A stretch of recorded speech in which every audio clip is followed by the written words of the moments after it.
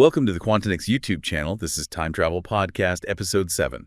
Today we're doing a deep dive into time machines in theory, wormholes, Tipler cylinders, and more. Basically, the theoretical frameworks for time travel. Yeah, it's a topic that's really fascinated people for ages, hasn't it? Scientists, philosophers, obviously science fiction writers. Absolutely. And today, we want to look past the fiction, right?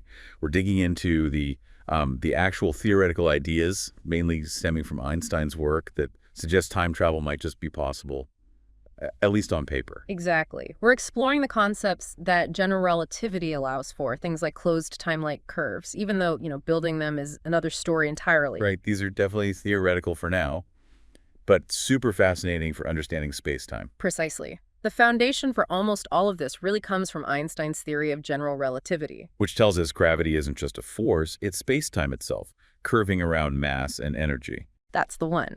And within the mathematics of that theory, certain solutions pop up that allow for these paths called closed time-like curves. CTCs, for short. Closed time-like curves. Okay, what does that actually mean in, simpler terms? Imagine you could travel on a path through space-time, and eventually you loop back around to a point in space and time that you've already visited, like a loop-the-loop, but with time included. So you could end up shaking hands with your past self, that kind of thing. Theoretically, yes, that's what a CTC implies. The equations allow for it, but, and this is a big but, creating one seems to require some pretty extreme, maybe even impossible physical conditions. We often call them exotic conditions. Exotic conditions. Okay, so where do we start? What's the first theoretical time machine on our list? Let's kick off with a classic, the Tipler cylinder. Frank Tipler worked this out back in 1974. The giant spinning cylinder, right. I've heard of this one. It sounds very sci-fi. It does, yeah. Tipler showed mathematically that if you had a cylinder that was incredibly massive, infinitely long, and spinning extremely fast. Whoa, hang on. Infinitely long. Yep, that's the big catch right out of the gate. Okay, but assuming you could somehow have one, how would it work? The rapid spinning and immense mass would drag space-time around with it so intensely that these closed time-like curves would form. If you were to spiral around the cylinder in one direction, the theory says you travel backward in time. Spiral the other way, you go forward. Infinite length. That just feels like a non-starter, doesn't it? You can't build something infinitely long. Exactly. That's the major limitation. Tipler knew this, of course, and he did consider if maybe a finite cylinder just spinning incredibly fast could do the trick. Okay, that sounds slightly more plausible. Still crazy, but maybe not infinitely crazy. Right. But then Stephen Hawking stepped in. He had a pretty powerful counter-argument against finite time machines in general. Hawking. Always the voice of, cosmic reason, I suppose. What was his take? Hawking proved, mathematically, that you can't build a time machine that's confined to a finite region of space unless you use something called exotic matter. Specifically, matter with negative energy density. Negative energy density? What on earth is that? Does it mean like anti-gravity? Sort of, yeah. Think of normal matter and energy warping space-time. To pull things together, that's gravity. Negative energy density would do the opposite. It would warp space-time to push things apart. It's like having less than zero energy in a patch of space. Okay, that sounds weird. Does that stuff even exist? Well, it's complicated. Quantum field theory suggests tiny, fleeting amounts can exist. The Casimir effect, for instance, demonstrates a measurable force arising from negative pressure between two plates in a vacuum, which is related. But making enough of it to build a time machine is a whole different ballgame. Exactly. Hawking himself said, and I quote, "It can't be done with positive energy density everywhere. I can prove that to build a finite time machine, you need negative energy." The amounts needed seem astronomically large, far beyond anything we know how to create or handle. So the finite Tipler cylinder hits the same wall, basically. This need for negative energy. Pretty much. There are some technical debates about Hawking's broader chronology protection conjecture, which we'll get to, maybe involving quantum gravity. But his argument against the finite Tipler cylinder needing negative energy is generally seen as quite solid. Okay, so Tipler cylinders, infinite or finite, seem unlikely. What's next? Wormholes. The cosmic shortcuts. That's the next big one, yes. Wormholes are these theoretical tunnels that could potentially connect to very distant points in space-time, or maybe even different universes, but let's stick to one for now. Right. And the key idea for time travel is the traversable wormhole, like the Morris-Thorne model. Exactly. A wormhole you could actually go through without being crushed or irradiated. Kip Thorne, who worked on that model, also figured out how it could, in principle, become a time machine. Okay, lay it on us. How does a tunnel through space become a tunnel through time? It's based on time dilation from special relativity.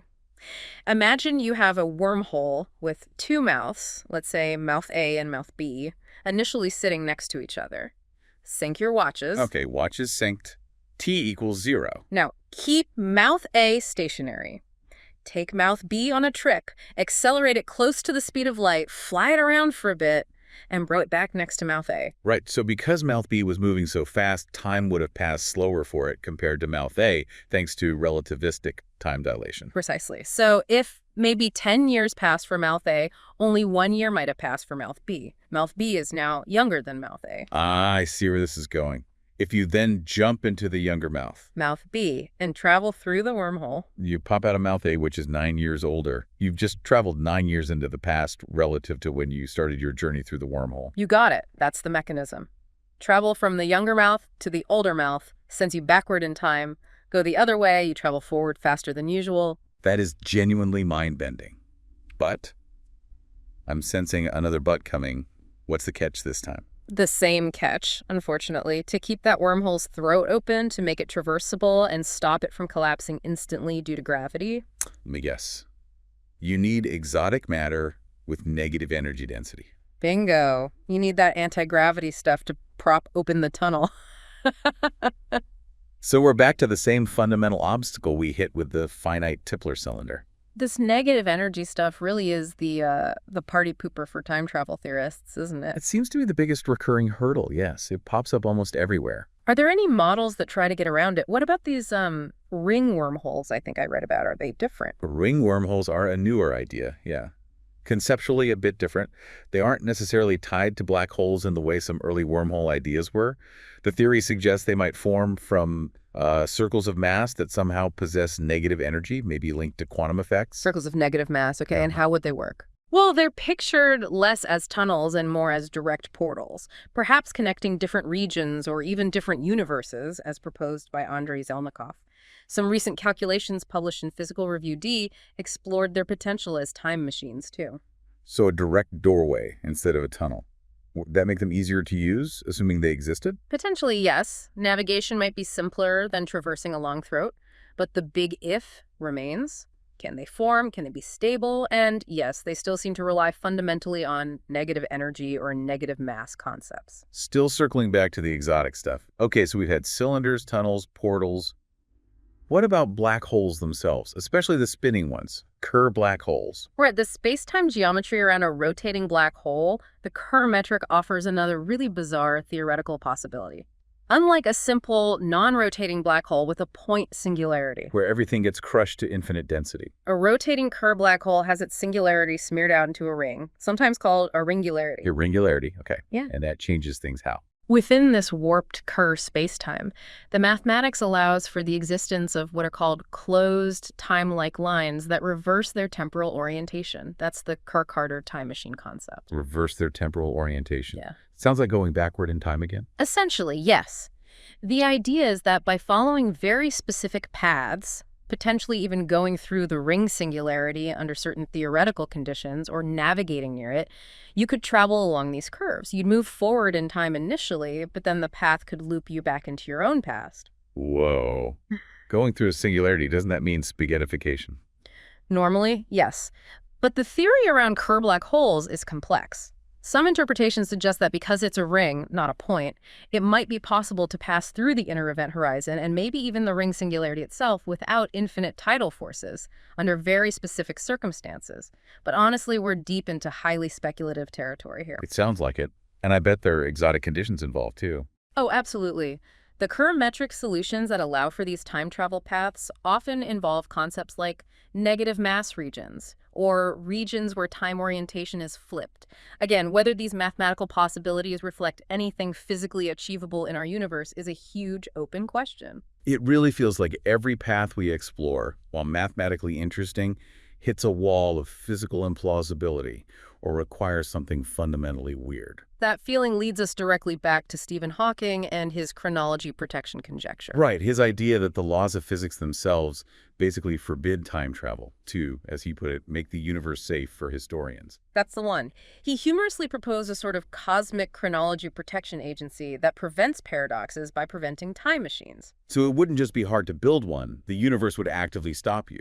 The conjecture suggests that as you get closer and closer to creating the conditions for a time machine, like concentrating enough negative energy or warping space-time sufficiently, quantum effects would take over. Things like vacuum fluctuations would become infinitely energetic, essentially destroying the setup or preventing the closed time-like curves from ever forming properly. Like a feedback loop that blows up the experiment. Something like that, yeah. A quantum instability that safeguards the timeline. Is that conjecture widely accepted? Or is it still debated? It's still very much a conjecture, a well-motivated one, but not proven. The main criticism is that we don't have a complete theory of quantum gravity yet. The theory that would unite Einstein's general relativity with quantum mechanics. Exactly. Without that, we can't be entirely sure how space-time behaves under these truly extreme quantum conditions. So maybe quantum gravity allows for loopholes, or maybe it enforces chronology protection even more strongly. We don't know for sure. But Hawking's specific argument about needing negative energy for finite machines still stands as a major hurdle for many models. Okay, so let's try to pull this together. We've looked at Tipler cylinders, wormholes, ring wormholes, Kerr black holes, all theoretical possibilities rooted in general relativity. What are the common threads, the big takeaways? The biggest common thread is definitely the requirement for exotic matter or negative energy density. Almost all these concepts need it, either to create the necessary space-time curvature, like in the finite Tipler cylinder, or to stabilize the structure, like keeping a wormhole open. And while we see hints of negative energy effects on tiny scales, like the Casimir effect, generating and controlling the vast amounts needed for a macroscopic time machine seems frankly impossible based on our current understanding of physics. then there are the engineering challenges. Even setting aside the exotic matter, building an infinitely long cylinder is out. Manipulating black holes or creating stable wormholes. We're talking about engineering on an astronomical, almost unimaginable scale. Absolutely. We have no known mechanism for doing any of that. And finally, even if you could build one, you run into the paradoxes, right? Yeah. The logical problems. Yes, the classic grandfather paradox being the most famous. If you go back and prevent your own grandfather from meeting your grandmother, how could you have been warned to go back in the first place? It's a logical contradiction. Are there theoretical ways around the paradoxes? There are ideas like Novikov's self-consistency principle, which speculates that the laws of physics would somehow conspire to prevent paradoxes from ever occurring. Any attempt to change the past would fail in some way, ensuring consistency. But that's also speculative. So paradoxes remain a big philosophical and possibly physical stumbling block. They certainly raise fundamental questions about causality and the nature of time, if backward time travel were possible. Okay, so wrapping up this deep dive, time travel remains this incredibly tantalizing possibility hidden within the mathematics of general relativity. It does. The theoretical frameworks are their wormholes, Tipler cylinders, Kerr singularities. They offer these mathematical pathways. But actually creating the necessary conditions, particularly generating that elusive negative energy, seems to be forbidden or at least vastly beyond anything we can conceive of. That seems to be the current consensus, yes. The physical requirements look insurmountable, perhaps fundamentally so. So Hawking's chronology protection agency might be real in a metaphorical sense. Yeah. The laws of physics themselves might just prevent it. It remains a central open question. But the research isn't wasted. Pushing these boundaries helps us understand space-time, quantum gravity, and the universe at its most fundamental level, even if time machines stay fictional. So these concepts, wormholes, Tipler cylinders, ring singularities, they're fascinating mathematical explorations, products of Einstein's incredible theory, but probably not practical blueprints for building a DeLorean anytime soon. Not anytime soon, no. They're theoretical constructs, thought experiments that push the limits of physics. Which leaves us and you, the listener, with a final thought. What if time travel is fundamentally impossible?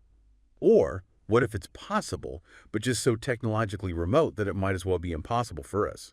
What does either scenario tell us about the true nature of time, reality, and our place within that grand cosmic story? Something to ponder. Thank you for joining us for this deep dive into the theoretical possibilities of time travel. Thank you for joining us. Like, subscribe, and tune in next time for more adventures on the Time Travel Podcast at the Quantinix YouTube channel.